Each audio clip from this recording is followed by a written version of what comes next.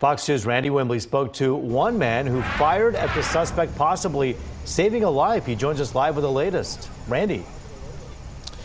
Hey guys, that man tells me that suspect had every intention of killing his neighbor, and he had to intervene. I looked out the window. I could see the suspect shooting down the street, and then I heard like 4 or 5 shots. Then my neighbor cried for help. This Detroiter, who did not want to be identified, may very well be one of the reasons his neighbor is still alive after that shooting rampage Sunday morning. It was serious. He was being gunned down, literally being gunned down. The man grabbed his firearm, raced to his front door, and engaged the gunman as he bared down on his neighbor, John Palak, the retired military veteran nearly killed as he walked his dog Sunday. Called out the shooter and to let him know my presence. And I said, why are you shooting? Who are you shooting at? What are you shooting about? All the while, the suspect was still armed. Other neighbors sprang into action to help Palak as the suspect ran off. I realized he had a gun wound in his leg, so we just ran in the house, got a belt, tourniqueted. While me and a couple of other neighbors, we was on the phone with 911, giving them information and everything. Just doing what we supposed to do, looking out for each other. Palak was one of 4 victims the suspect targeted, killing 3 of them, including Laree Plazuski Briscoe and Shane Lee, and a woman who is yet to be identified. It's frightening. It is. It's just frightening. Sometimes I ride the bus.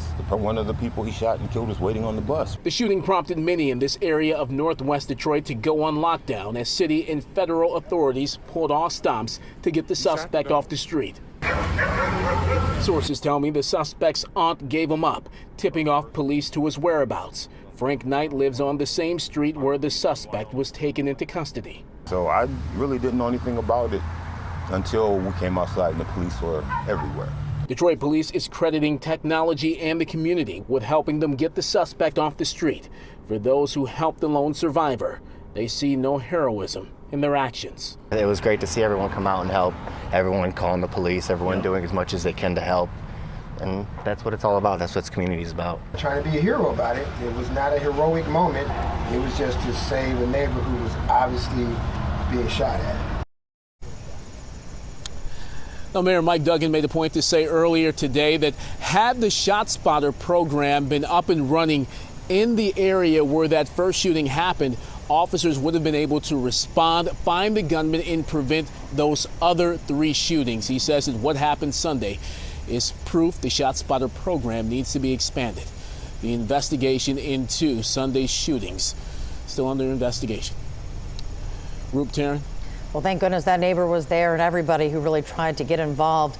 But I think a lot of people at home, the scariest thing perhaps is that this was random, and that really your only defense is just to be aware of your surroundings.